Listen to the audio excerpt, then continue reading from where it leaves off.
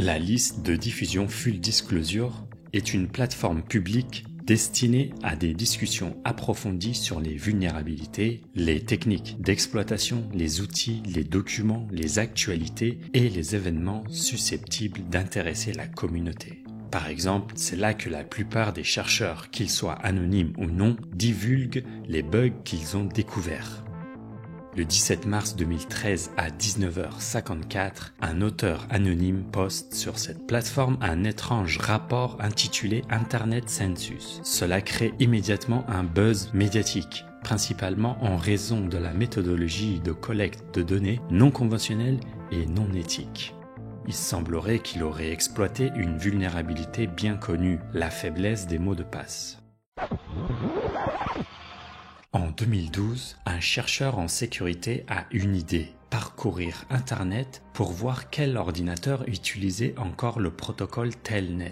Telnet est un protocole conçu pour établir une connexion à distance avec un ordinateur. Initialement développé pour des réseaux privés, il ne dispose d'aucune mesure de sécurité, le rendant inadapté à une utilisation sur des réseaux publics. Malgré cette recommandation, il est curieusement activé sur certains appareils connectés à Internet. C'est à partir de ce constat que le chercheur en sécurité va orienter son travail, cherchant à déterminer le nombre d'appareils autorisant cette fonctionnalité.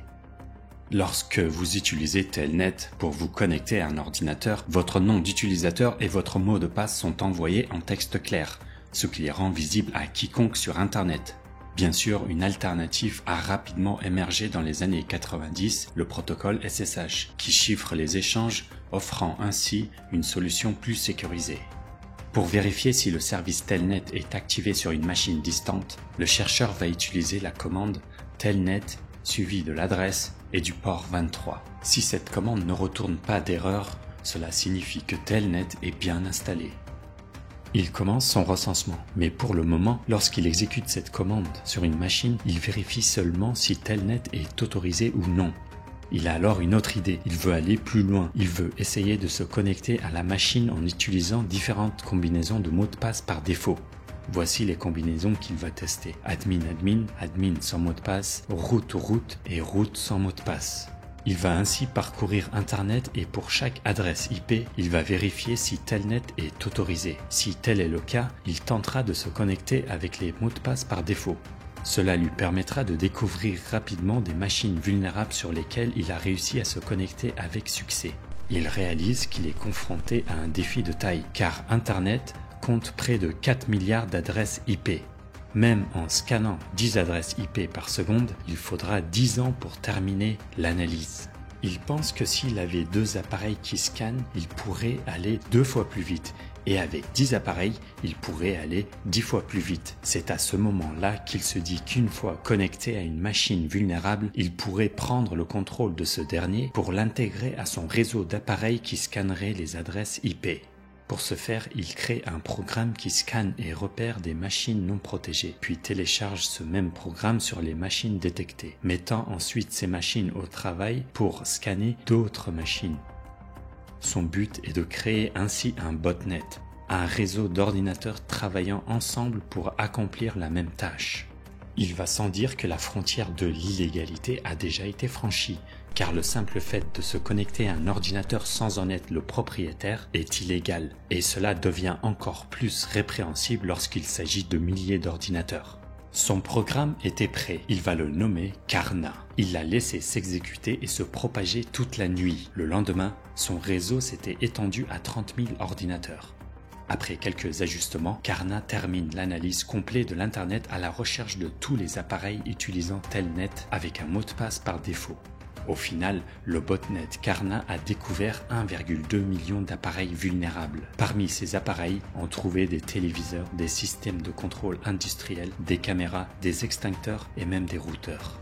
Le botnet n'a pas réussi à s'installer sur tous les appareils, mais sur 420 000 appareils, ce qui représente environ 25% de tous les dispositifs non protégés découverts. Certains appareils étaient très limités et ne pouvaient pas exécuter de programme. Maintenant qu'il disposait d'une incroyable armée d'ordinateurs zombies sous ses ordres, il pouvait mettre hors service n'importe quelle institution avec une attaque massive par déni de service, ou bien lancer une campagne de spam pour répandre un terrible virus. Mais il n'avait aucune intention malveillante. Il s'agissait simplement d'un chercheur en sécurité qui était prêt à enfreindre quelques lois pour essayer de mieux comprendre le monde numérique qui l'entoure. Tout était fait pour que son programme s'installe, n'apporte aucune modification permanente et s'exécute avec la priorité la plus basse possible de sorte à ne pas perturber le fonctionnement de l'appareil infecté. Il a également placé un fichier texte contenant une brève explication du projet ainsi qu'une adresse électronique de contact pour permettre aux personnes qui pourraient remarquer le programme de faire part de leurs commentaires. Mais contrôler autant de machines en même temps était une tâche compliquée. Le chercheur a dû mettre en place un système complexe comprenant des nœuds intermédiaires. Il a choisi environ 1 millier d'appareils parmi son réseau. Ces appareils sélectionnés faisaient partie des plus performants en termes de mémoire et de processeurs. Ces nœuds joueraient donc le rôle de pont entre lui et l'ensemble du réseau. Le serveur principal enverrait les ordres, qui seraient distribués par les nœuds intermédiaires. Les résultats seraient ensuite renvoyés aux nœuds intermédiaires qui les stockeraient en attendant leur téléchargement par le serveur principal. Il a fallu 6 mois pour élaborer cette stratégie de balayage, développer le back-end pour le stockage des informations et mettre en place toute cette infrastructure. En effectuant quelques tests sur des appareils pris au hasard, il remarqua que certains d'entre eux avaient déjà un programme assez similaire à son botnet. En fouillant un peu plus, il comprit que ce programme nommé Hydra était clairement conçu pour des actions malveillantes. Il y avait donc quelqu'un d'autre, quelque part, exploitant la même vulnérabilité simultanément.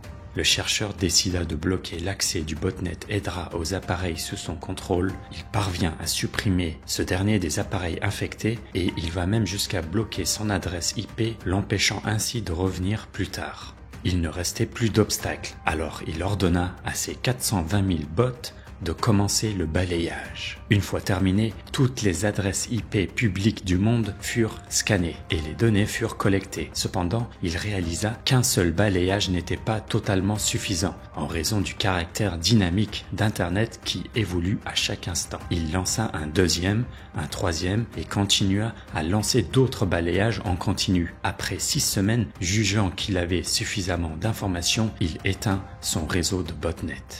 Il disposait désormais d'une quantité astronomique de données et se demandait quoi en faire.